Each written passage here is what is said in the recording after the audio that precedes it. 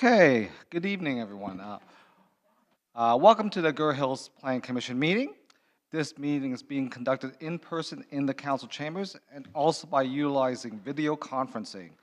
We ask that you please silence all cell phones and other electronic devices and do not access Zoom during the live meeting, as it will cause interference with the audio-visual system in the council chambers. Tonight's meeting may be viewed on Zoom via the link on the agenda, by live stream on YouTube by entering Agoura Hills Planning Commission meeting in your browser and click on the link for June 1, 2023, or view the live or archive meeting on the city's website at agourahillscity.org and click on Watch Meetings Online button. I'll now defer to City Clerk Kimberly Rodriguez. Thank you, Chair Ascension. There will be an opportunity for the public to speak on any item listed on the agenda. Any person in the council chambers who wishes to speak or submit a written comment is requested to complete a comment card for each item and submit to the city clerk prior to the public comment portion of the item.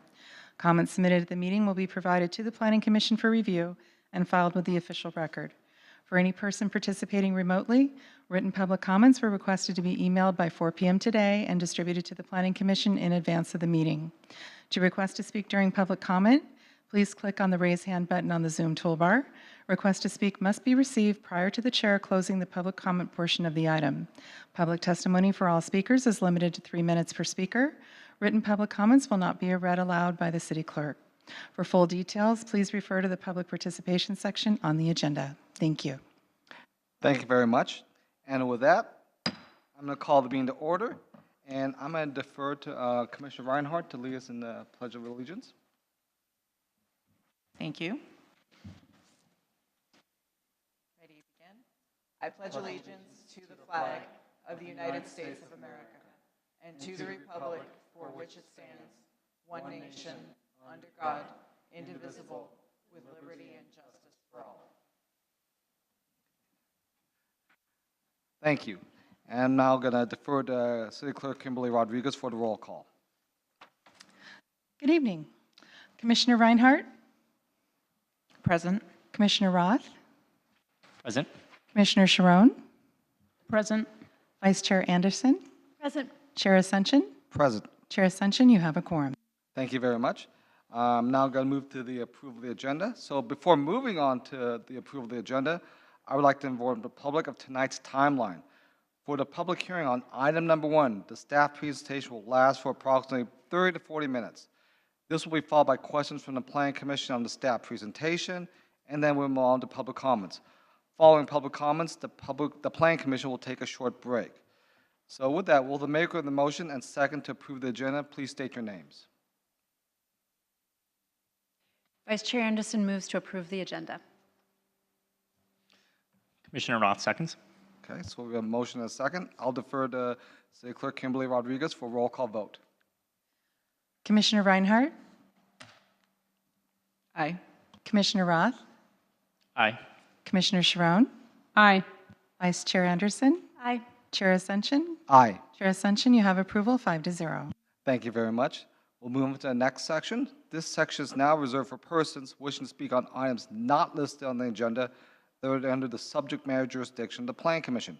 So for council chamber attendees, please submit a public comment card to the city clerk. For Zoom attendees, please click the raise hand button on the Zoom toolbar now. Public testimony is limited to 3 minutes per speaker, and the speaker's time may not be transferred to another speaker.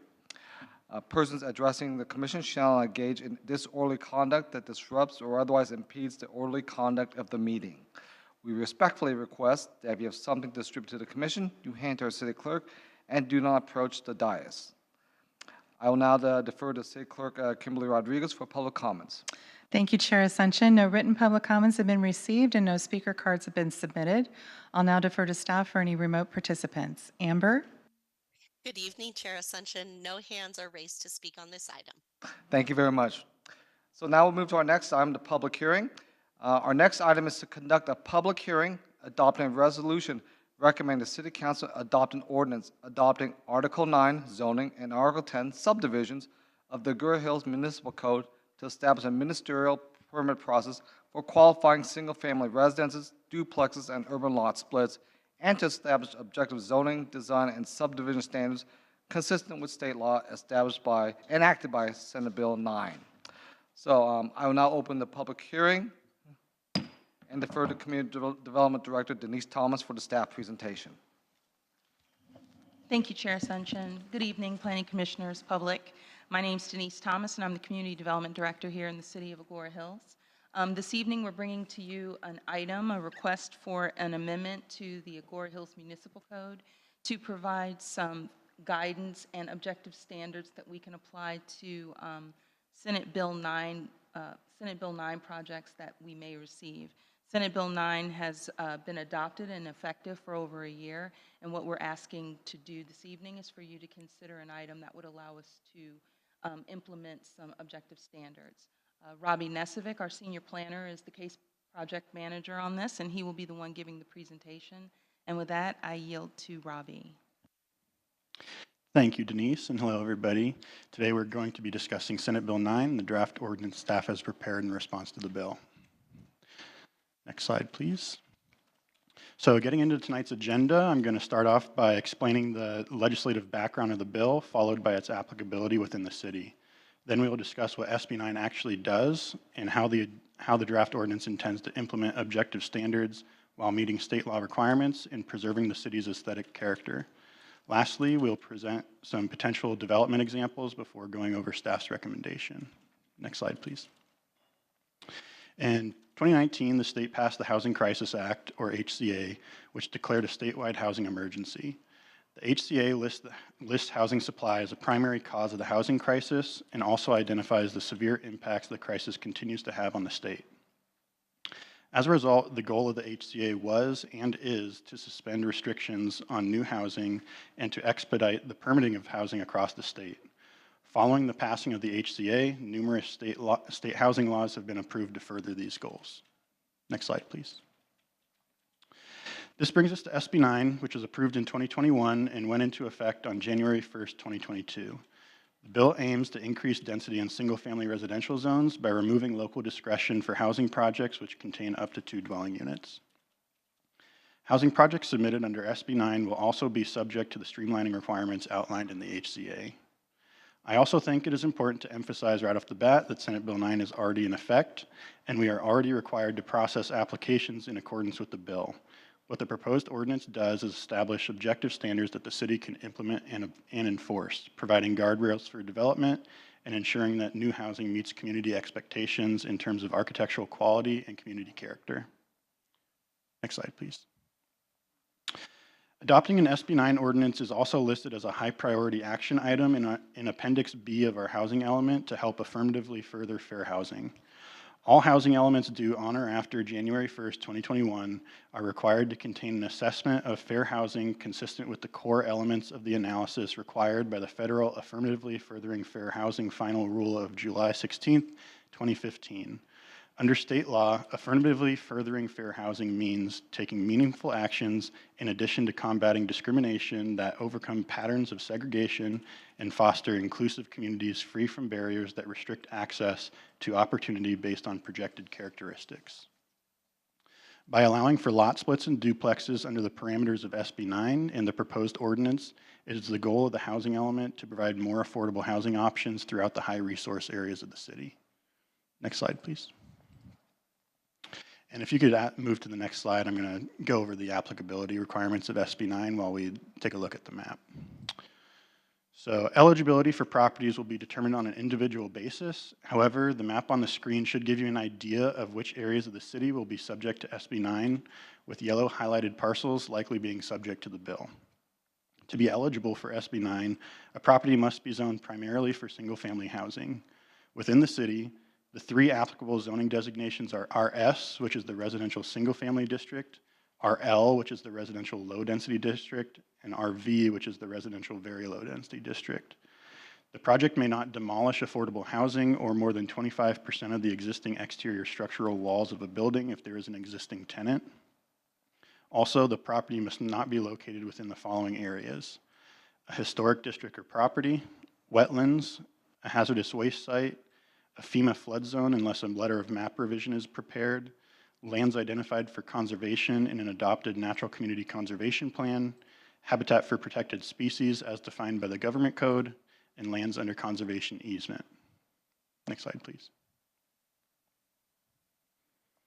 You may have noticed that the list of areas I just gave you did not include the very high fire hazard severity zone. Government Code Section 65913.4, as referenced by SB 9, does not allow the city to deny projects based on the fact that they are in the very high fire hazard severity zone, because the city has adopted fire hazard mitigation measures that are applicable to all developments in the city. Next slide, please. There are two parts of SB 9 we are going to talk about today. Section 1 requires that any housing development containing up to 2 units within a single-family zone be considered ministerially without discretionary review or hearing, and sets the parameters for what a local agency can impose on development. The bill states that the local agency shall not impose objective zoning standards, objective subdivision standards, and objective design standards that would have the effect of physically precluding the construction of up to 2 units, or that would physically preclude either of the 2 units from being at least 800 square feet in floor area. Next slide, please. The bill also states that units shall be rented for longer than 30 days, and it does not allow local agencies to deny a project because it proposes connected structures. It prohibits rear and side setbacks of more than 4 feet and for new structures, and eliminates setback requirements for existing structures. Each unit will be required to provide 1 parking space unless the property is within a half mile of a high-quality transit corridor or within a block of a car share vehicle, in which case we would not be able to require any on-site parking spaces. Furthermore, when reviewing a project application, a local agency may only use objective standards when determining whether to approve the project. We will touch on this in more depth later in the presentation. Next slide, please. The second section of SB 9 requires the ministerial approval of a parcel map subdividing 1 parcel into 2 separate parcels. Each resulting lot shall be no smaller than 40% of the original parcel area, and neither lot can be smaller than 1,200 square feet. A parcel is ineligible if it was established through a prior urban lot split, meaning that a parcel cannot be split multiple times.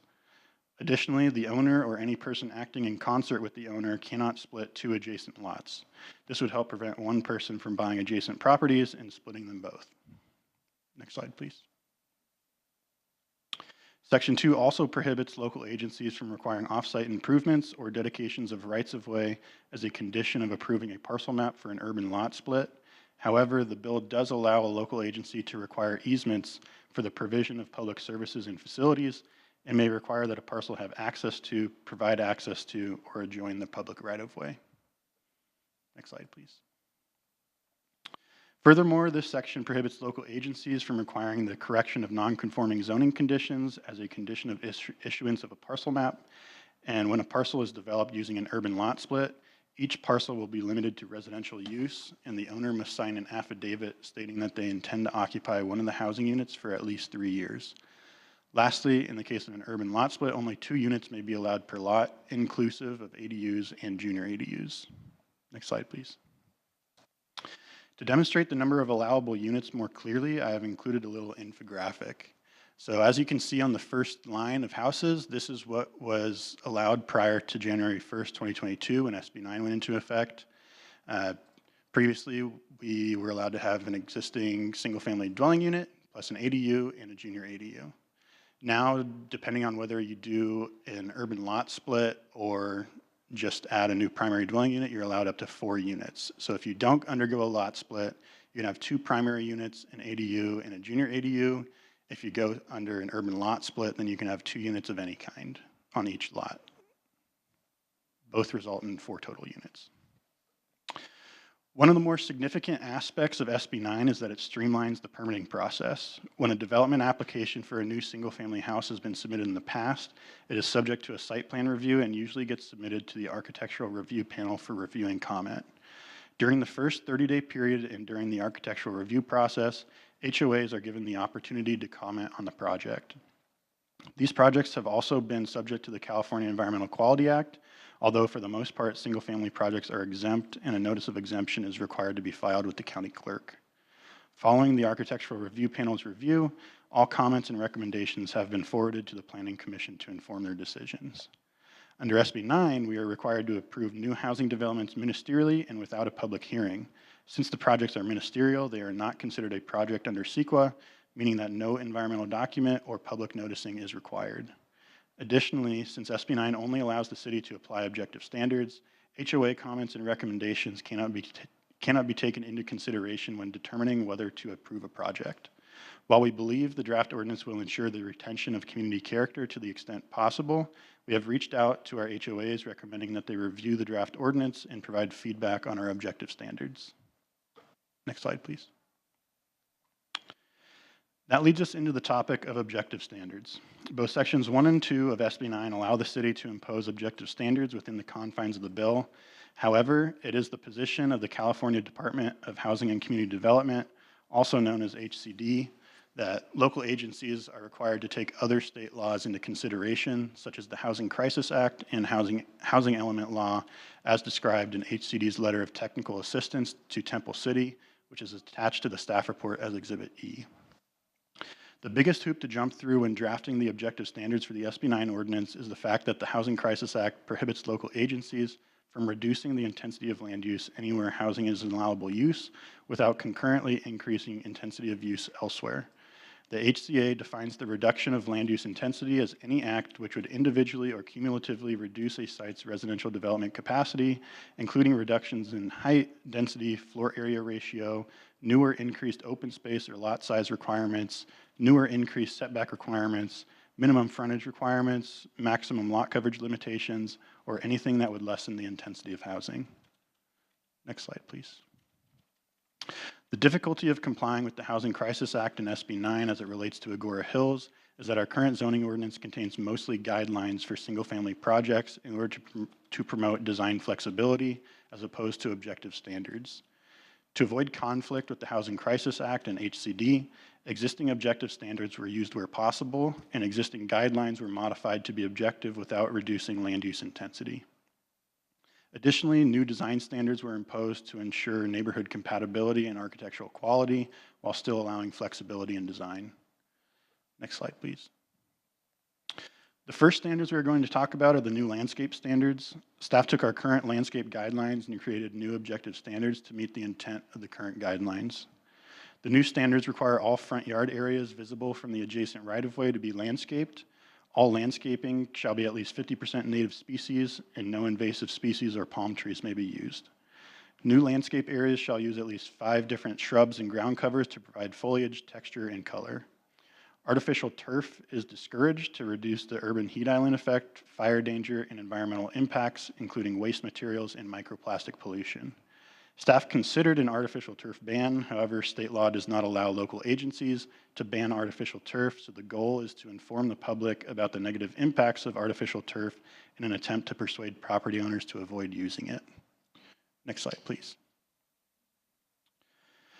The ordinance uses the city's current oak tree standards to put limits on the removal of oak trees, and only the standards that are specific towards new single-family development have been retained. Not more than 10% of the total canopy or root structure of all oak trees on a property shall be removed, and 4 oak trees shall be provided as mitigation on site if the project encroaches greater than 20% into the root zone or canopy zone of an oak tree. Additionally, an oak tree may only be removed or altered if the existence of the oak tree prevents the property from achieving the permitted density, or if the cost of an alternative would be prohibitive. In other words, a project would have to be redesigned to avoid existing oak trees unless it would render the development of the lot impossible or infeasible. In those instances where oak trees have to be removed, a 4-to-1 mitigation would be required on site. Next slide, please. The city's current guidelines do not allow outdoor lighting to illuminate neighboring properties. The proposed SB 9 ordinance makes the current language objective by requiring all lighting to be shielded and downward facing. Next slide, please. The proposed hillside standards mirror our affordable housing overlay standards, except they have been modified for single-family development and attempt to capture the intent of our hillside ordinance while making the standards objective. On a hillside lot, no development shall be allowed on slopes greater than 35%, and those areas shall be excluded from the average slope calculation. In working with applicants for affordable housing projects, this standard has been problematic in a few instances where the front of the property has a steep slope, making access to the lot impossible without waivers. For this reason, an exemption was added for required access roads. Structures must also be located 20 feet from the top of a slope greater than 10%, and stilt and cantilevered structures are prohibited in the very high fire hazard severity zone. Next slide, please. I also want to note that there is an existing standard in the hillside ordinance which limits the height of structures to 15 feet above the elevation of the property line with the highest elevation. On convexly shaped lots, this standard has made some properties undevelopable without a variance. For example, the picture on the screen represents a house located on a convex lot. If the house was limited to being only 15 feet higher than the rear property line, more than half of the lot would be undevelopable, and it would represent a scenario where certain property owners would be unequally impacted. For this reason, the 15-foot height limit remains, but an exemption was added for convex lots. In this scenario, the structure would be required to be set back 20 feet from the top of the slope. Next slide, please. For the Old Agoura overlay, the existing design guidelines were modified to be objective where possible. The maximum floor area limitations were modified to always allow at least 1,600 square feet of floor area in compliance with SB 9. There is also currently an exemption to floor area ratio calculations in Old Agoura to accommodate a 3-car garage up to 690 square feet.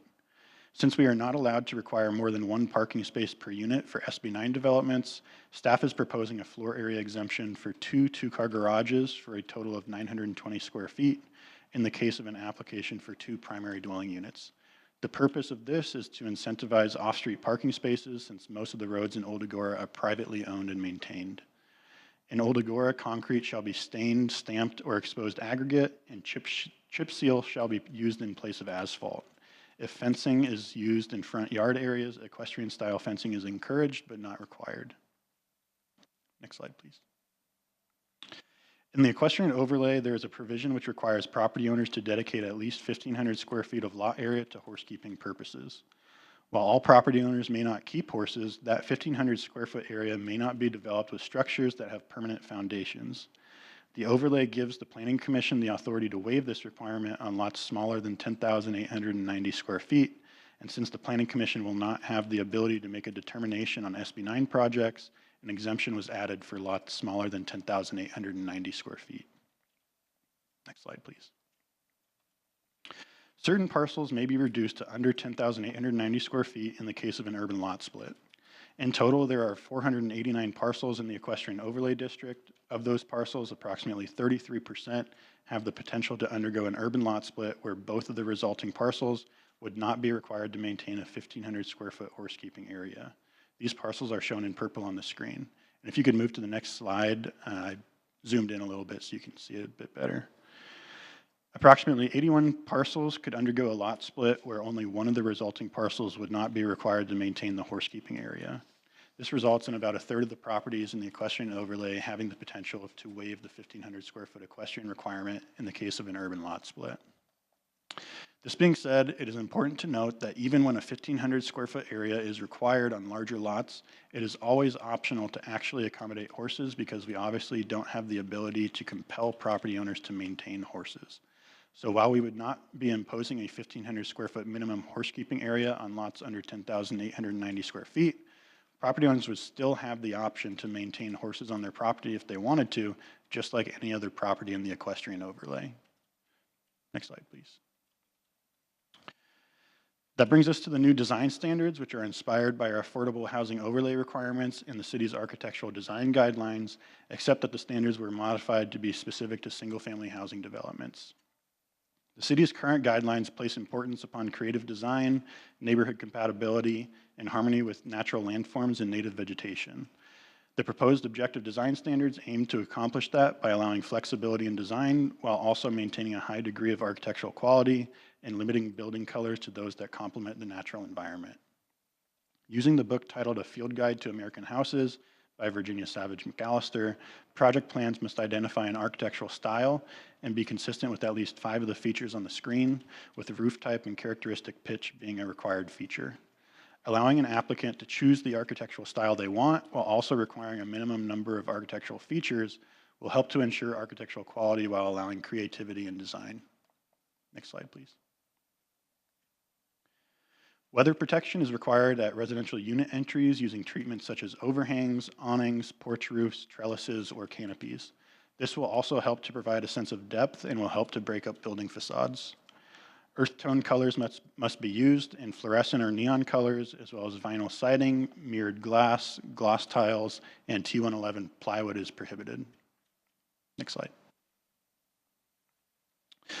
To eliminate large, unbroken two-story facades along the public right-of-way, homes proposing a second story and facing the right-of-way shall provide second-story offsets, and massing shall be reduced by using two approaches of the applicant's choice. Some options are having a varying roof line, incorporating dormers to break up large roof expanses, having recessed or protruding windows, incorporating changes in color and texture, or creating depth with varying setbacks in the facade using porches, balconies, or recessed entryways. Next slide, please. For residences with second stories, we also added two privacy standards. The first does not allow a balcony to be built with direct views into existing adjacent residential side or rear yards unless landscaping is provided for screening. This standard does not apply if the balcony is at least 40 feet from the property lines. Additionally, second-story windows within 40 feet of an existing home must stagger the windows to avoid direct lines of sight, as depicted on the screen. In the case of an urban lot split, flag lots are prohibited in the RS zoning district, and lot lines shall be straight lines unless there is a conflict with existing improvements or the natural environment. Urban lot splits will be processed in the same manner as a parcel map, except it shall be reviewed and approved by the Community Development Department. Next slide, please. And lastly, pursuant to SB 9, an exception was added which states that all objective standards shall be met unless the standard would have the effect of physically precluding the construction of up to 2 units or would physically preclude either of the 2 units from being at least 800 square feet of floor area. Any standard shall only be waived or reduced to the extent necessary to allow construction of the affected unit to a size no greater than 800 square feet. A good example of this would be a required setback. Usually in the RS zoning district, there is a minimum front setback of 25 feet. However, if the front setback somehow precluded the development of 2 800 square foot houses, they would be able to reduce the requirement to whatever is needed to accommodate the 2 houses, but no further. Additionally, the applicant could not propose a new 2,000 square foot house and request an exemption from front setback standards because in that scenario, the setback provision would not be limiting the development of at least an 800 square foot unit. So now that we're done going over the objective standards, we wanted to allow you to visualize what an urban lot split would actually look like in the Old Agoura area if both lots were developed to their maximum potential. For the first example, the pink equestrian lot on the screen is an actual lot in Old Agoura that has a lot size of 21,780 square feet and an existing 1,840 square foot house. If the owner wanted to upgrade their house without SB 9 under a discretionary review process, we would currently allow a 4,107 square foot house to be constructed under the Old Agoura design guidelines. In this SB 9 development scenario, we split the lot using a 60-40 split, making the larger parcel 13,068 square feet and the smaller parcel 8,712 square feet. As you can see, the larger lot is still big enough to require the 1,500 square foot equestrian area, and the maximum amount of floor area for the new Lot 1 would be 2,613 square feet. Since their current house is only about 1,800 square feet, they would be able to do an addition and add a 773 square foot attached house. On the smaller lot, the maximum floor area allowed would be 1,742 square feet, and an equestrian area would not be required. We currently show a proposed duplex with one house being 1,005 square feet and the other being 736 square feet. Both newly created lots would have an allowable impermeable surface coverage of 35%, incentivizing the driveway to be made with impermeable materials such as gravel or pavers to meet the requirement. I also want to note that this image conveys the absolute maximum residential building coverage allowed on this lot under SB 9, assuming that the houses are all 1 story. If an owner wanted to have more open space on their lot, they could propose 2-story houses, which would shrink the allowable residential building pad considerably. Next slide, please. In the next example, we have a blue lot from the equestrian overlay, which is 24,664 square feet and has an existing 2,246 square foot structure. After a 60-40 lot split, the larger lot would be 14,798 square feet and would allow 2,959 square feet of floor area and allowing a 713 square foot dwelling to be added to the existing unit. The lot would also be required to have the 1,500 square foot equestrian area. The smaller lot would be 9,865 square feet and would have an allowable floor area of 1,937 square feet. The lot coverage of the existing and proposed lots would all be 25%. Next slide, please. For the last example, we have an existing 2-acre lot with an existing 3,688 square foot house. If the lot was split into 2 1-acre lots, each lot would be able to contain a house with a maximum floor area of 5,830 square feet, and each lot would need to provide a 1,500 square foot equestrian area. The rear lot also shows a 35% slope area, which is not able to accommodate development. I will reiterate that all of these design examples depict the absolute maximum residential building area if the structures are 1 story. Realistically, particularly in this last example with 5,000 square foot houses, the units would be 2 stories and the actual footprint of the structures would be much smaller. Next slide, please. In conclusion, I really want to nail down the point that Senate Bill 9 is already in effect and city staff is already required to process applications in accordance with the bill. The purpose of the proposed ordinance is to establish standards to ensure the development of single-family lots is compatible with existing community character and to protect orderly planning and aesthetics relating to such development by creating objective standards the city can implement and enforce. Next slide, please. Before moving forward with the formal recommendations, staff also wants to propose a minor revision to the language for flag lots. Due to the lengthy dimensions of most RL and RV lots in the Old Agoura area, flag lots are ideal in the scenario of an urban lot split. For that reason, staff recommends striking some of the language contained in proposed section 10900 403B. As shown on the screen, the new language would read, flag lots shall not be allowed in the RS zoning district. The staff or minimum 15-foot access strip portion of a flag lot shall be excluded when calculating the required area of such lots. Next slide, please. And with that, staff respectfully recommends the Planning Commission adopt a resolution recommending the City Council adopt an ordinance amending Article 9 zoning and Article 10 subdivisions of the Agoura Hills Municipal Code to establish a ministerial permit process for qualifying single-family residences, duplexes, and urban lot splits, and to establish objective zoning, design, and subdivision standards consistent with state law enacted by Senate Bill 9. And that concludes my presentation, and we will now open the floor to the Planning Commission. Thank you, Robbie. Thank you for that very thorough report. Much appreciated. So, are there any questions from the commission on the staff presentation? Vice Chair Anderson. Yeah, I have a few. So first, really, really nice job. This was both the report and, frankly, the work. So I've just got a couple of questions.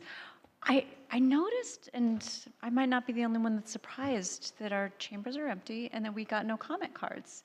So I'm curious, I know that you mentioned that you reached out to all of the HOAs. Did anybody respond to the planning department? We received one comment actually 2 comments this morning from members in Old Agoura. We reached out to the HOAs prior to our LUEDC meeting about 3 weeks ago, notified them to comment on our objective standards prior to the Planning Commission meeting, and we didn't receive any comments from any HOAs. We also noticed the acorn, and we also noticed it in 3 public locations in the city. Fantastic. So we've done our outreach. Yes. Okay, that's fantastic. Okay, so then a couple of just digging in, and Robbie, these are the questions that I emailed you this morning, and I apologize if you emailed me back because I haven't seen it. Let me check my email. Okay, so I think you actually covered a little bit of this in your presentation. I noticed that part of what we're trying to do here, or not part of, what we're doing is objective standards, and you do that, but there were a couple places, 9293.4J5, artificial turf discouraged, or another one was 9293.B, or I'm sorry, 9293.9B, we're encouraging white or national wood. So I'm guessing and you said it, we're putting it in there to message. The planning department is not using that to then deny an application. Right, that was on purpose. So we can't legally ban artificial turf. So that was the primary reason for discouraging it. So our hope was to educate the public and in hopes that they wouldn't put it on their property as opposed to mandating it, which would be against the law. So it's essentially messaging. Right. What we're trying to do. Okay. And then this one's a little bit in that same space, but this one's trickier. In 9293.4 L2, this is the oak tree. And you talked about it in your presentation that, and I'm forgetting what the beginning of it is, but you're basically, you're going to require them to do something unless the cost of such alternative would be prohibitive. How do we define prohibitive?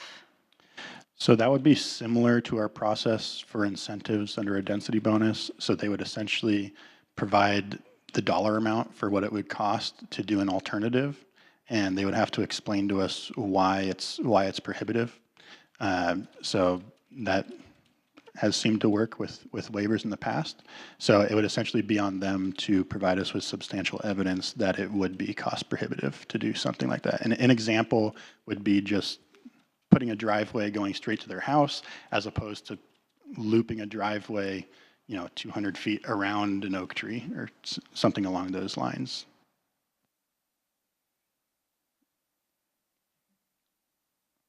So we would ask them to prove to say something's prohibitive, and then we would use our discretion to decide whether we think that's prohibitive or not? Yes, that's how it would work. Generally speaking, the alternative is we wouldn't be able to put anything in there. And because the oak trees, we can't deny a project because the oak tree is in the way.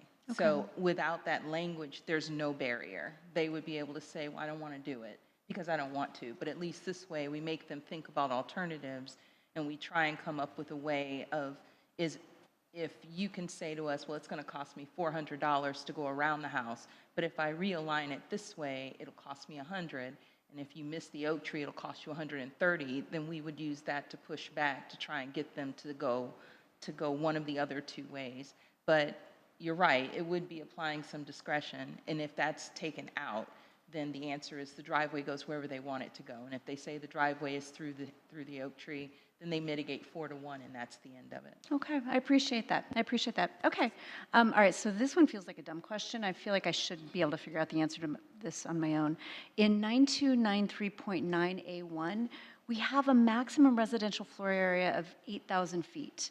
I'm just curious, where did that come from? I'm sure there's a good reason, and I should have been able to figure it out on my own, but I was just curious. Yeah, so that table is actually coming exactly verbatim from the old Agoura design guidelines. Got it. So that's what's existing and what's able to be developed currently on a lot. The only thing that was changed in that table was the minimum 1,600 square foot floor area. Got it. Everything else is existing. Got it. Okay, that makes perfect sense. Great, thank you. Thank you. Any other questions from my fellow commissioners? Commissioner Roth, go ahead. Thank you. First just want to say I think this is a well put together presentation. Thank you for your time, and thank you for your time answering some of the questions that I had in advance. One of the questions that I do have tonight, though, is what have we seen in our neighboring communities around SB9, and what have our neighboring communities implemented in terms of any ordinances? So our neighboring communities have imposed ordinances, but we haven't seen very many SB9 applications in the Conejo Valley at all. We haven't received any SB9 applications, and I think a similar number for Westlake Village and Calabasas as well. Thank you for that. I had a question earlier about what feedback was received from the HOAs, but you answered that, so I appreciate that. I also have a similarly, I'll characterize it as dumb question, but how do we define landscaping? So that's kind of a tricky question. Landscape, it's really any plant materials, or you could even use hardscape materials like stone. So basically anywhere where it's not a driveway or a house. And landscaping is also defined in our zoning ordinance as well.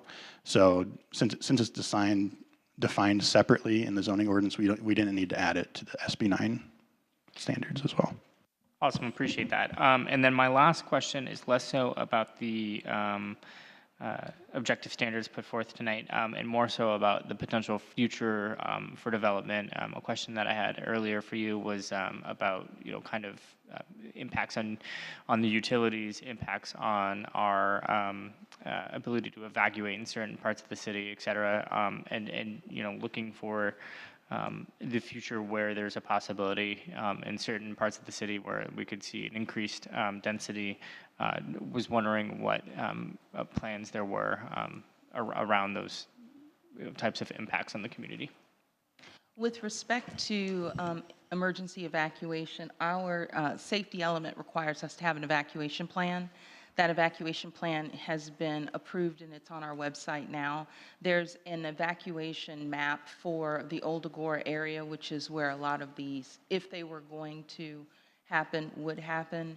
And there's adequate capacity to evacuate whoever may be there. We are members of, it's more like a program that is LA County wide.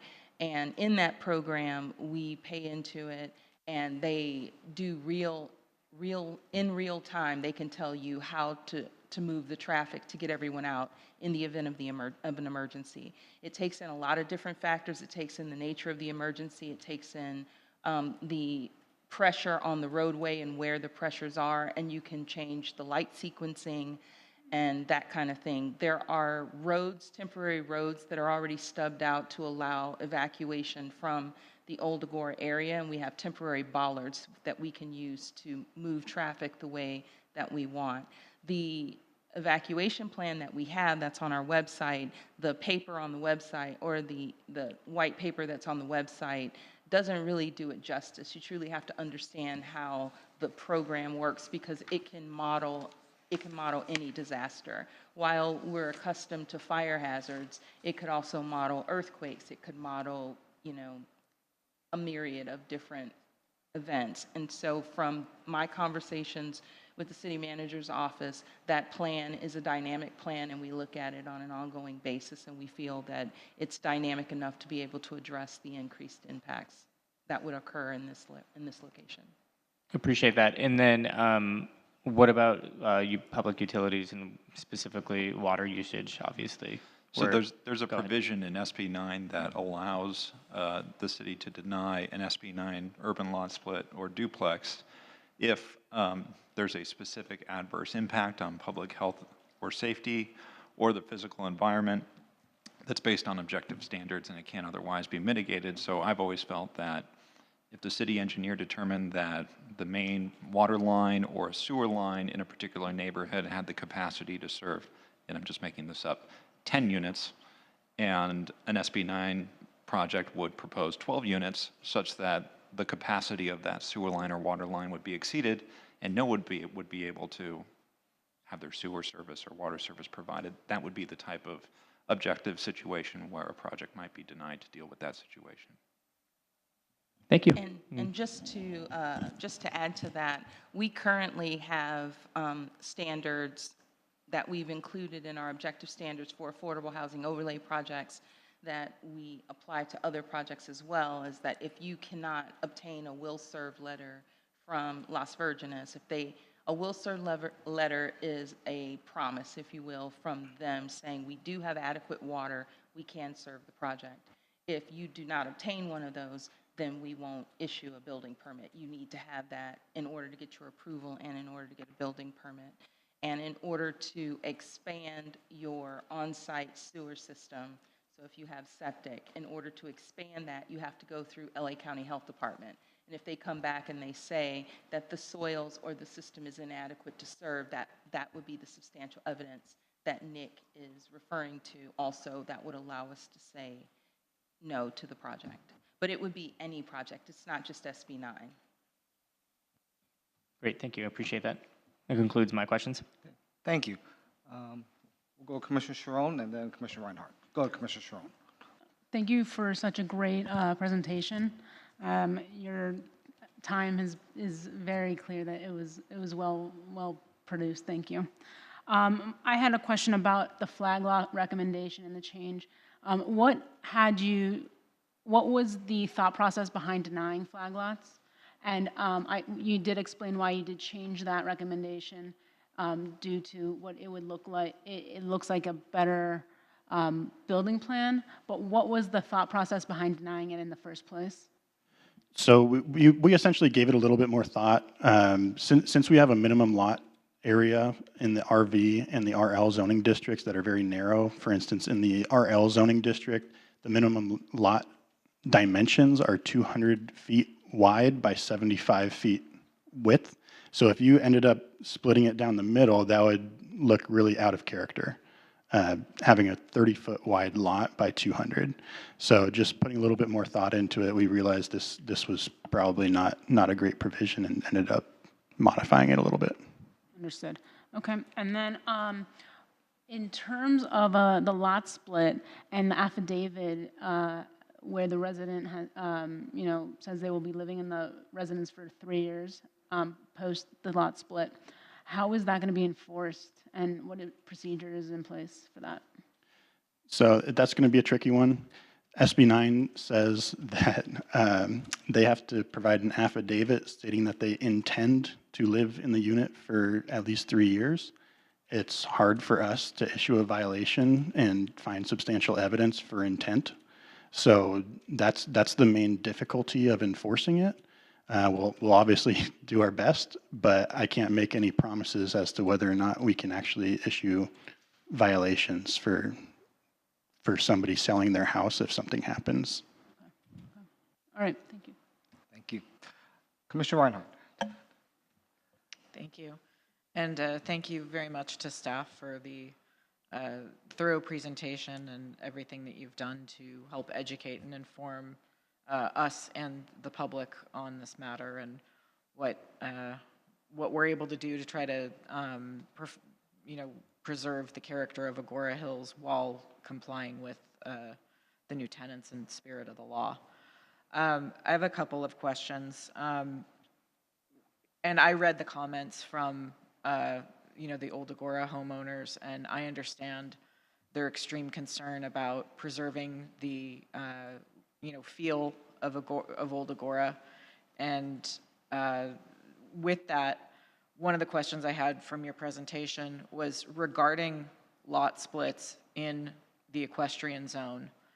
What I'm concerned about is if there's a lot split and we lose if there's a lot split and it goes underneath the minimum square footage that requires the 1,500 square feet of equestrian zone, is there a way for us to make it so that if there is a lot split, at least one of those has to be over 10,000 square feet, so that we're not having two adjacent units that now have no equestrian zones?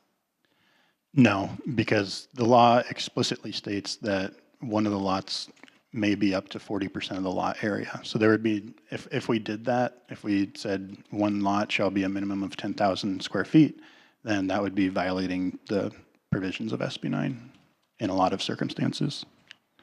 And thank you. And another question I had regarding that is, if it is if there is a lot split and one of the lots is over or near 10,000 square feet, and there's already, let's say, a pool or a tennis court occupying some of that space, so it's still over 10,000 square feet, but there isn't necessarily 1,500 continuous space, there isn't the square footage in continuous space because the house and the pool, or the house and the tennis court takes up that space. Can we compel the removal of the tennis court or pool in order to provide that equestrian space? And I don't know if I'm wording that right, but. Trying to visualize it in my head.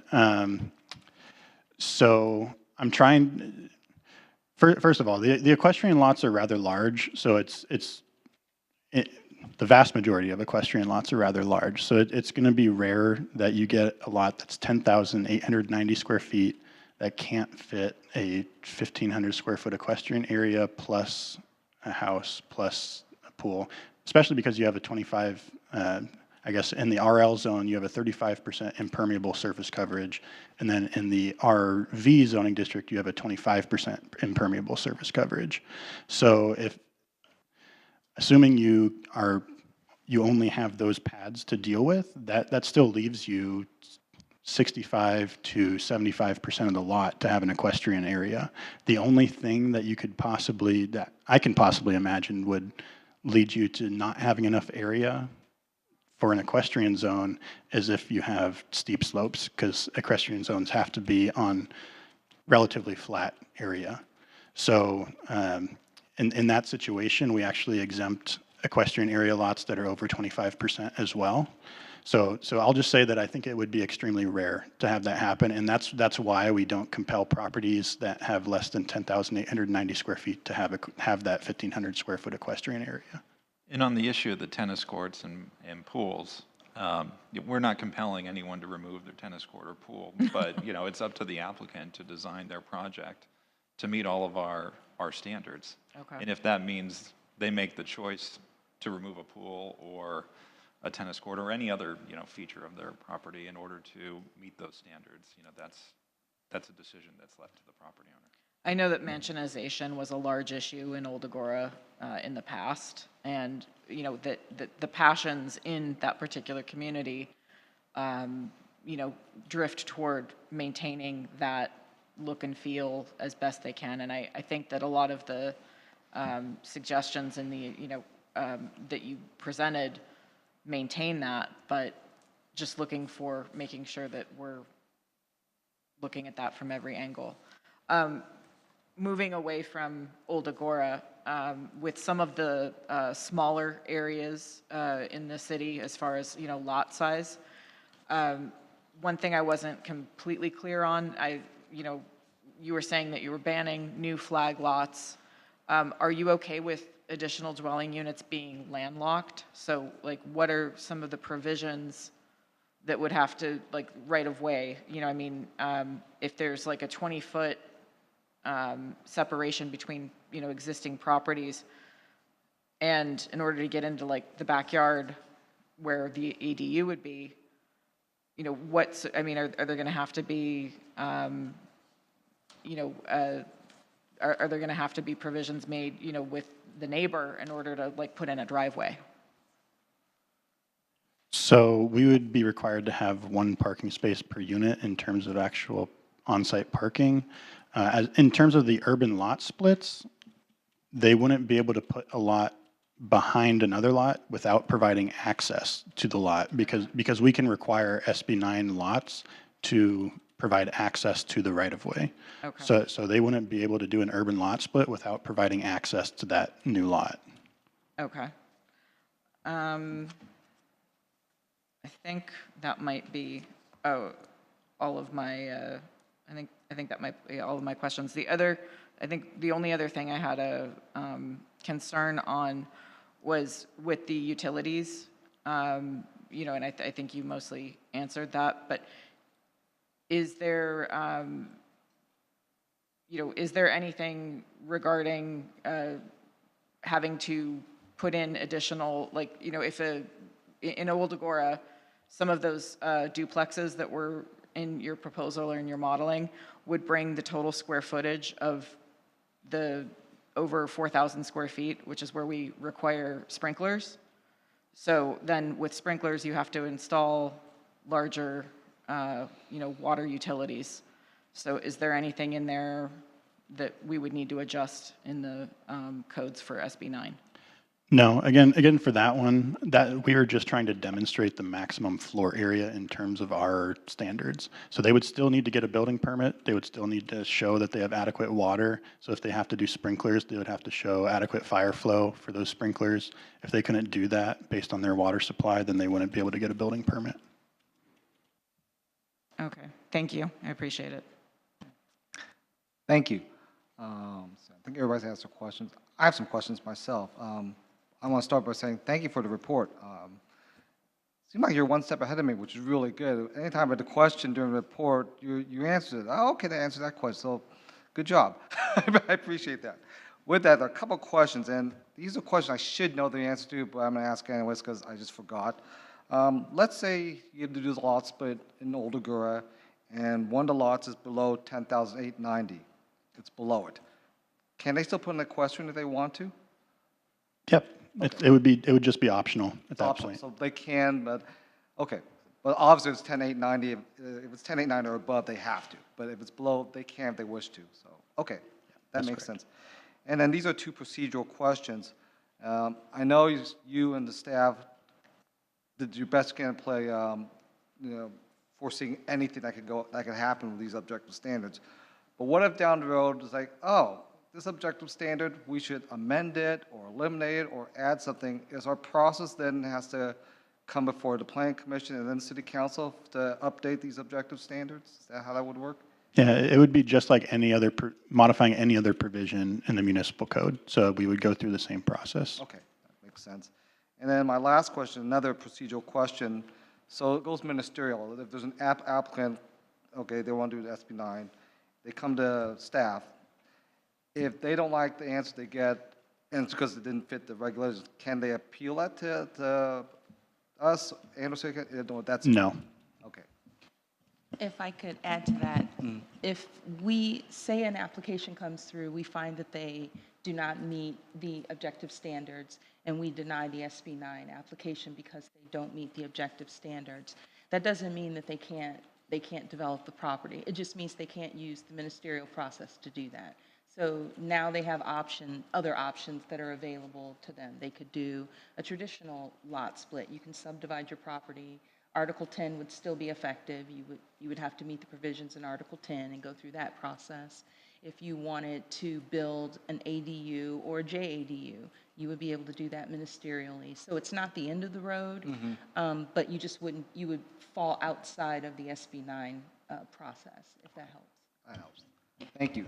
Thank you. Can I add to that? Go I ahead. mean, my understanding from when we were talking, it's basically that they're just thrown into a pre-SB9 world. So they would do an application just like they would have without SB9. That's correct, yes. Go ahead. I have another question. We did touch on utilities and the impact on utilities and all that, but my question is, we've been living in this drought, environment for a while. We had regulations on the water usage. How are we going to be able to regulate the usage on, let's say it's not a lot split, or let's say it is a lot split actually. How does that impact our, in our community in terms of how much water we're using and how much and how much in that aspect, how much utilities we are exerting, and how does that impact us? And is that part of the health and safety that could be essentially denied, or is that not a health and safety matter? I'll answer that one. That's the purpose of the will serve letter. So we don't, as a city, we don't regulate water usage capacity. We don't, that's not our purview. Okay. We have Las Virgenes Water District, and Las Virgenes is the ones that tells us if you have adequate capacity to serve development. If you don't, they're the ones that are the purveyors of water. So essentially what would happen is, as it would with any development in the city, if you come in and you want to develop your property, one of the steps you have to go through is to prove that there's adequate water to serve it, and you have to reach out to Las Virgenes, and they'll give you a letter, and that letter says, yes, we have water to serve you. Once we receive that, then we can go ahead and process that application. If they come back and they say, no, we don't have adequate water to serve you, then we wouldn't approve any project that didn't have water. Thank you. Any other questions from my fellow commissioners? Yes, Commissioner Warren. So just to clarify with that, if there was a lot split, the utilities would have to, I mean, if it's a separate piece of property, so obviously they would have to get their own utility hookups and everything. Now, if an ADU was developed and the lot was not split, they would still have to get a will serve letter for the property if there was a significant increase in utility usage, or? As part of your final approval for your building permit, before you can occupy the house, you have to have utilities, and water would have to be provided. So it doesn't matter what habitable structure you have in the city. If people are living in it and it needs water, you have to have a letter that says there's water available. Okay, and with the other utilities, right, the new standards would also apply, so they wouldn't necessarily be able to put in like new natural gas, or they would have to adhere to all the other standards with the other utilities as well, correct? Correct. Any other questions from my fellow commissioners for staff? Go ahead. Yeah, I've got Commissioner one more. Sure. And just to be clear on what the current standards and practices are today, obviously SB 9 was implemented and signed into law last year, but any property, single family property in Agoura could establish a ADU and a JADU on their property currently, right? Yeah, that's correct. And they would go through the ministerial process and get that well-served letter. And then additionally, though, with SB 9, they can now have, you can have two primary residences on a single lot, each with either an ADU or JADU. Is that correct? Yeah, an ADU and a JADU. So whether or not there's an urban lot split, you get 4 total units. Got it. Thank you. Thank you. Any other questions? Okay. Thank you. Thank you very much, Robbie, again, and staff for the excellent staff report. Really appreciate it. So, before we begin public comments, I would respectfully request that you keep your comments within the 3-minute time frame. If a speaker before you has already stated your point of view to your satisfaction, you may waive your right to speak when your name is called. Additionally, we want to hear clearly what each speaker says without interruption. With that in mind, please refrain from applauding and express your support by waving your hands. I'd like to remind the speakers that the Planning Commission is not allowed to respond to questions that may be posed during the public comments section. The Planning Commission will hold any comments or questions until after the public comments are complete. So we will now move on to public comments. For council chamber attendees, please submit a public comment card to the city clerk. And for Zoom attendees, please click the raise hand button on the Zoom toolbar now. Public testimony is limited to 3 minutes per speaker, and the speaker's time may not be transferred to another speaker. Persons addressing the Planning Commission shall not engage in disorderly conduct that disrupts or otherwise impedes the orderly conduct of the meeting. Please hold all applause and express your support by waving your hands. We respectfully request that if you have something to distribute to the Commission, you hand to our city clerk and do not approach the dais. So with that, the public hearing is open, and I'll now defer to the city clerk for public comments. Thank you. Written public comments were received by email on or before 4 p.m. deadline today and forwarded to the Planning Commission prior to the meeting and will be part of the permanent record. Public comments were received from Ron Troncati, Old Agoura, and Jess Thomas, President, representing Old Agoura homeowners. We did not receive any written public comment cards from the chambers, nor do we have any speaker cards. So I'll defer to staff for any remote participants. Amber? Yes, Chair Ascension, there are hands raised to speak on this item. Before we begin live testimony, if you have your hand raised but do not intend to speak on this item, please take a moment now to click on the lower hand tab on your screen. Requests to speak must be received prior to the chair closing the public comment portion of the item. Speakers will be called in the order they appear on my screen. Public comments are limited to 3 minutes per speaker. A 30-second notice will be provided by the clerk, and the microphone will be muted when the 3 minutes have expired. Prior to speaking, please clearly state your first and last name and provide your city of residence for the record. Our first speaker is Ron Troncati. Ron, go ahead.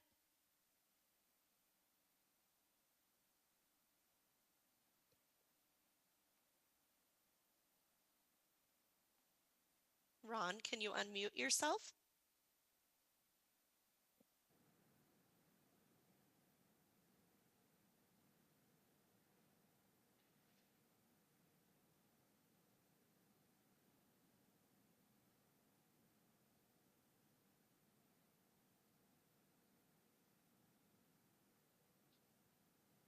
Ron, are you able to unmute yourself to begin speaking? That should work. Go ahead.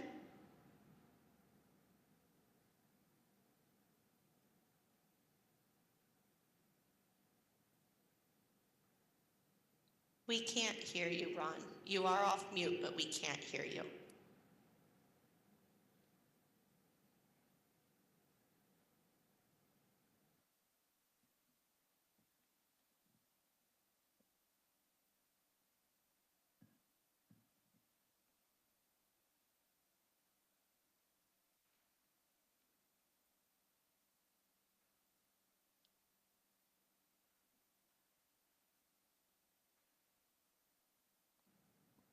Chair Ascension, the hand is raised and he is off mute, but I am not able to hear him. I don't believe you guys are able to hear him either. Yeah, no, we can't, unfortunately, we can't hear him either. Perhaps we could move on to the next speaker and then try to circle back to Mr. Troncotti and see if he can get that technical situation resolved. Oh, I'm sorry. Could you call, perhaps he could call in? Sure, Ron, if you can hear this, if you have is there a phone number listed on the agenda, Kimberly? No, we do not have a call-in number. Okay. And unfortunately, Chair Ascension, there are no other hands raised. He is the only hand raised. So I'm not sure how you would like to proceed. Okay. I know he did, if I'm not mistaken, he did submit a public comment letter earlier. Is that correct, City Clerk Rodriguez? Yes, and that was distributed to the Planning Commission. It's on the website and it's in the public comment book. Okay, all right. And can you call, is it possible to call into the Zoom number, or that doesn't work either? We are not set up for that, and I don't know that, I mean, we would have to have something where we would have a microphone next to a phone to be able to pick it up on the system. I understand. Okay. Okay, go ahead. No. Here's my suggestion is Amber continues to work with Mr. Troncotti, see if he can get his microphone to work. We can close the public hearing for now. If we're able to get his microphone to work, we can reopen the public hearing and take that testimony. Okay. So that's the one thing I'm noticing in our agenda. I would close the public hearing, and then we would go, if I'm not mistaken, our next thing is then we go straight to deliberation. We could take one other option. I'm just throwing this out there. We could take a 5-minute break to see if we could resolve technical difficulties. And That's if fine. it doesn't work, then we'll just move forward. That's fine. Will do? Everybody okay with that? Okay. Fine. Okay, so I'm going to keep the public hearing open, no gavel. We'll take a 5-minute break to see if we can resolve technical difficulties, and if that doesn't work, we gave it a good old college try, as they say, and then we'll resume the meeting at that point. So we'll take a 5-minute break. Thank you. So while you guys are breaking, I'll work with him, so you probably will still hear me, but just so you know, I'll just try to work with him. Thank you very much. Thank You're you, Amber. welcome. Bye-bye.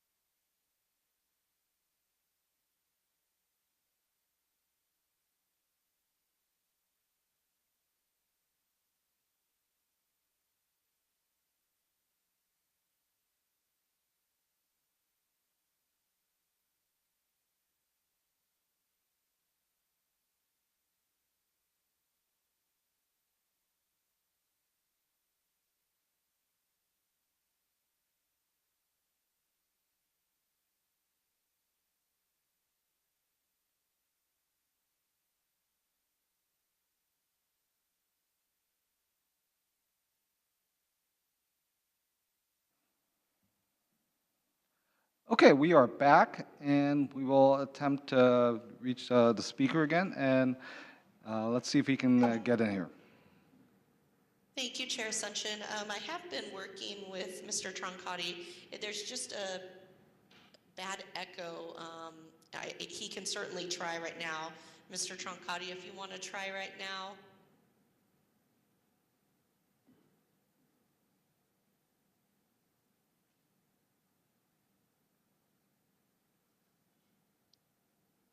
Mr. Troncotti?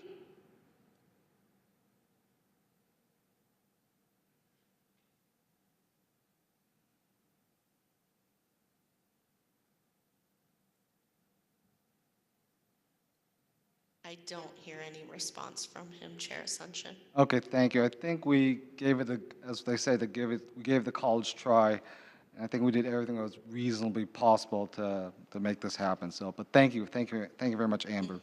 Are there any other speakers?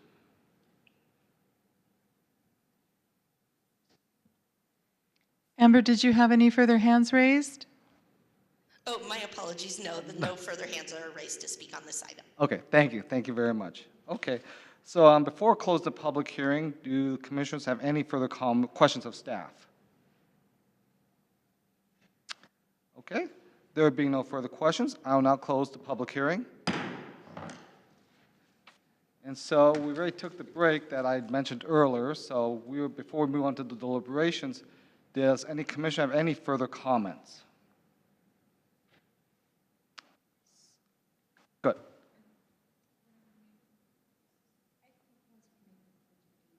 Okay, yeah, so seeing no further comments, we'll now move into deliberations. We'll start with Vice Chair Anderson.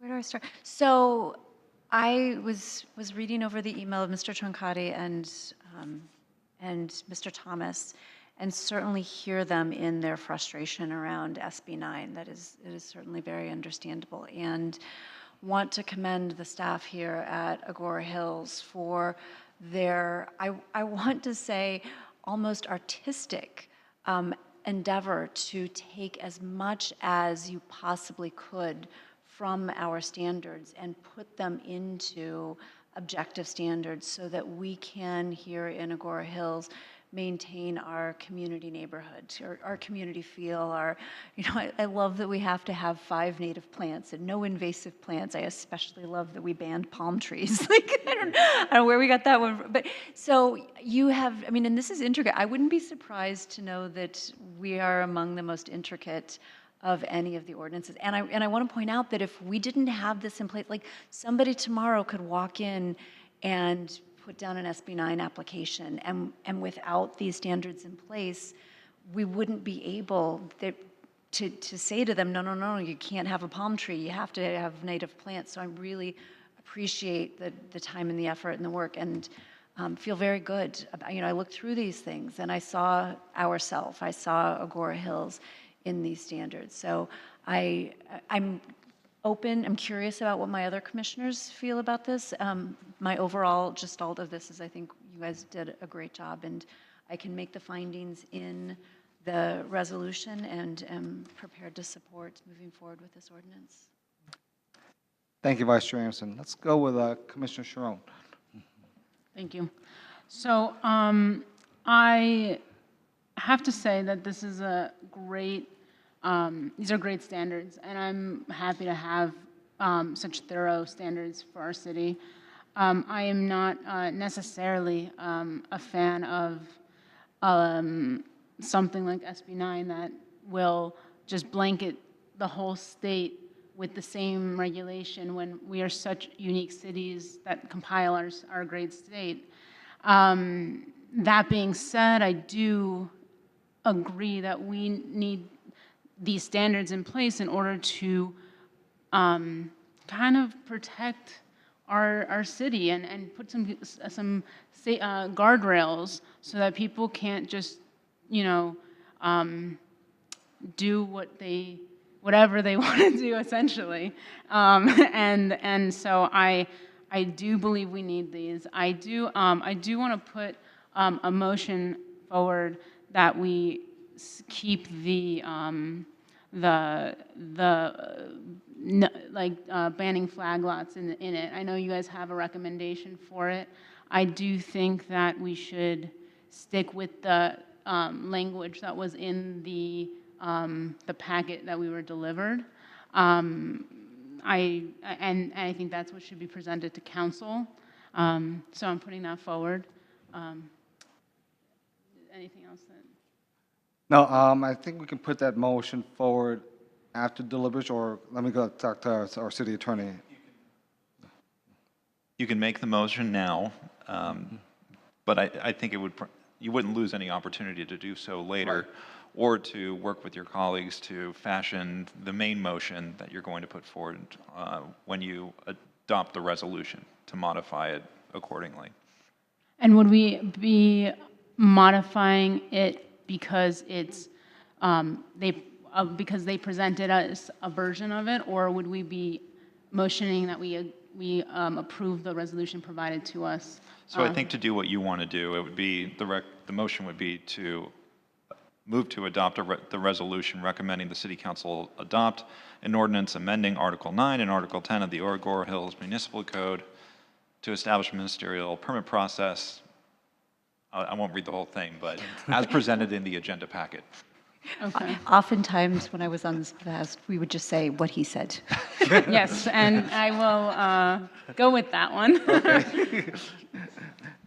Commissioner Sharon picks up fast. Yes, so. Yes, do it, Denise. I have a question. Yeah. So to be clear, the original recommendation banned flag lots, it banned flag lots throughout the city? So For SB9? for SB9, no SB9 project would be able to do Correct. a flag lot. Is that the motion that you're? Yeah. Okay. Well, I just want to clarify real fast. So the existing standard says that if an urban lot split were to reduce an RV or an RL lot below what is allowed for the minimum lot standards currently, then we would not allow a flag lot in that scenario. So that it would only be if the urban lot split reduced an RL property to below 20,000 square feet or an RV property below 1 acre. So those would be the two scenarios where the flag lot would not be allowed based on not taking our recommendation of striking through the language that we recommended earlier. Okay.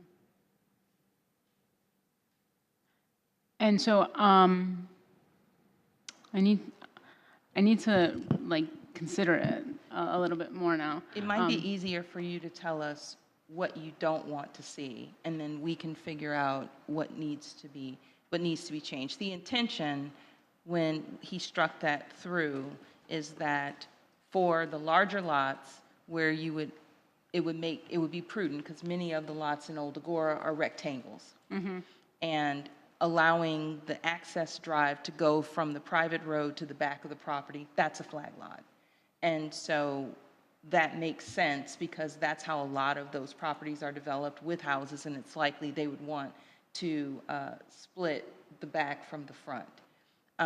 If I'm hearing you correctly, notwithstanding what Ravi said, the use of flag lots on SB9 projects is what you want to ban. Yeah, and listen, I'm also willing to have a recommendation put forth where the council makes the ultimate decision on that. Because I actually believe that these standards are great and that we need to pass them on the sooner side, and I don't want to delay the passage of them. So it won't, okay. If you want to make that recommendation and 3 of the 5 of you agree to make the recommendation, then they change before council. Okay. So can I essentially I already put a motion forward, and then I said what he said. So do you want me to make it any more official than that? If your motion is the staff recommendation to adopt the resolution to recommend the council approve the ordinance as presented in the agenda packet, and that's your motion, then say so moved. So moved. Because Nick, you're so good at it. I appreciate this. Vice Chair Anderson seconds the motion. Okay. Thank God we have Nick. Okay, before we move forward in the motion, I'd like to hear from the other commissioners for this deliberation process. Let's go with Commissioner Reinhardt. Thank you, Chair Ascension. And again, thank you to staff for all of your detail and care in preparing everything. And I did read the comments from Mr. Toncati and Mr. Thomas, and definitely hear their concerns. And I think that with what staff has prepared, they have tried to address all of those concerns within the confines of what we're allowed within this law. You know, we can't change SB 9. We can't get rid of it. It's the law of the land as it stands now. And all we can do is try to preserve the spirit of Agoura Hills within the confines of that law. So, you know, one of the questions I had for staff that was answered was that if the law is changed, either through litigation or, you know, there are updates to SB 9, we can change our standards and practices within the city based on new information. That is, can we clarify that that's correct? That is correct. Okay, good. I think, you know, based on all of the information that you've presented, I would be in favor of recommending these standards to council. Thank you. Commissioner Roth. Thank you. Similarly, would like to echo most of the fellow commissioners who have spoken. I assume Chair Ascension will have similar thoughts, but this is a very well put together report and ordinance that I think takes deep consideration of the community feel that we have all come to grow and love in our community here and in our city, but also respects you know, kind of the nature currently of SB 9, which I mean, I think the sentiment is pretty loud, at least from the public comments that we received, and you know, about the nature and how that impacts our community. But I think not having something on the books is a greater threat to our community feel and our look. And I think that the staff have done a wonderful job of, you know, I think you used artistic, I was going to use surgical, very narrowly getting into the goalposts and trying to keep as much intact as possible. So I appreciate that. I'm slightly confused on Commissioner Sharon, sorry, on your proposed motion. So if I could get further clarification on that. And my question initially was going to be, I think, for the city attorney, if I understand it, it would be to ban flag lots in urban lot splits in Old Agoura. Is that correct? Would that? Well, just to be clear, the motion that was put forward and seconded was to maintain the existing language in the ordinance presented in the agenda packet, which, as Robbie said, isn't necessarily to prohibit all flag lots. The language would say, flag lots shall not be allowed in the RS zoning district or in lots zoned RL or RV which do not meet the minimum size requirements listed in their underlying zoning district. Got it. So is there, my follow-up, is there the potential down the road for such a motion to be appealed if someone proposes that under an SB 9 application and it's denied based off of the city's ordinance? Potential ordinance. So I think what would play out, let's say somebody comes in with an application for a flag lot in the RS, an urban lot split that would create a flag lot in the RS zoning district. We deny that because it violates our objective standard. Yeah. I believe that's an objective standard. I suppose if they wanted to, they could go ask HCD for an interpretation, and we'd get a letter from HCD saying, yes, you were right, city, that's an objective standard, and you know, it was applicable, or more likely than not, a letter saying, that impacts the ability of homeowners to subdivide their lots and create urban lot splits and undermines the intent of what SB 9 says. Or HCD's technical advice letters don't have the force of law, but the staff here has tried their best to comply with their advice. The other thing they could do is file a petition for writ of mandate to compel the city to issue a building permit and approve the urban lot split because the standard violates SB 9 and get a court to declare that. That has not happened. Of course, I'm not aware of any city actually being sued for denying an urban lot split for any standard and being successfully sued, or at least that hasn't gone up to a court of appeal. Got it. And I mean, also to be clear, our city hasn't received an SB 9 application as of yet, too. So with that, I believe I support the motion as I understand it. But no, again, I'll wrap my comments up, but I appreciate the staff's effort here. Not an easy target, not an easy ship to land on, so to speak. So I appreciate it, and I'll conclude my comments there. Thank you. Thank you, Commissioner Roth. So it's my turn last. The one drawback of being the chair is what I was taught when I first joined the Plan Commission, don't repeat what your other commissioners have said, because that's a waste of time, which I agree with. Well, you all stole my thunder. Very, very intelligent comments you all made, very intelligent questions, which is greatly appreciated. But we have no choice. We have to do this. Otherwise, as someone, I forget which commissioner said, if we don't do this, then you could just do anything you want. Applicants come in. So this is a guardrail. I heard that, and I agree with that. So this makes complete sense to me why we're doing this. My compliments to staff. I mean, while you can't think of everything, you did humanly everything you could think of everything, if this, then that. And my compliments to that. Certainly down the road, I think something's going to come up that we didn't think of, and that's no one's fault. That's life. But you all did a great job with coming up with these objective standards. So I can support this, the staff recommendation. That makes total sense to me. So with that, I know we have a motion from Commissioner Sharon. The second, I believe, was from Commissioner, Vice Chair Anderson. So I'll ask Nick, we can go straight to the roll call vote now, I guess? Is that correct? Yes. Okay.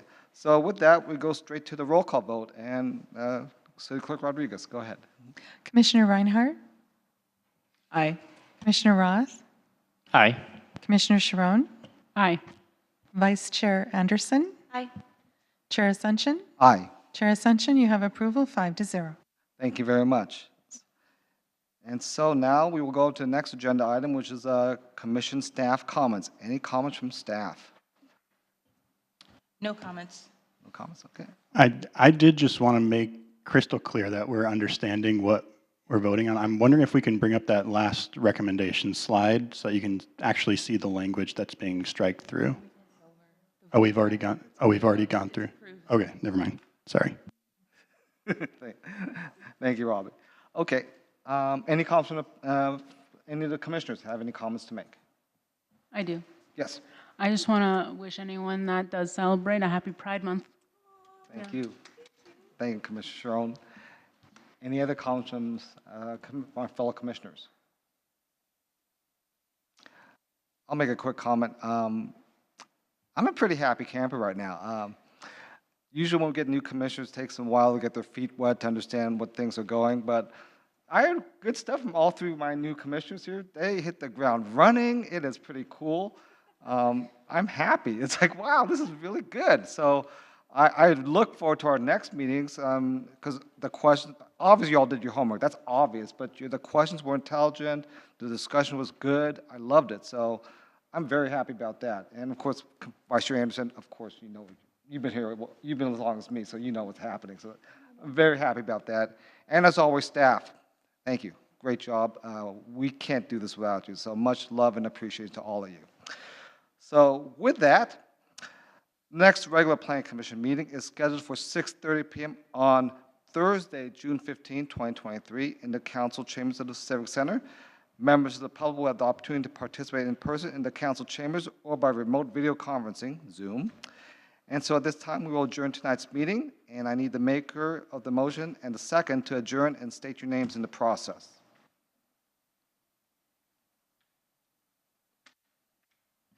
Sorry about that. Commissioner Roth motions to adjourn. I second. Okay. Commissioner Reinhardt. And we have motion as second, and let me defer to City Clerk Rodriguez for the roll call vote. Commissioner Reinhardt, Aye. Commissioner Roth, Aye. Commissioner Sharon, Aye. Vice Chair Anderson, Aye. Chair Ascension. Aye. Chair Ascension, you have approval 5-0. Thank you very much. This meeting is now adjourned.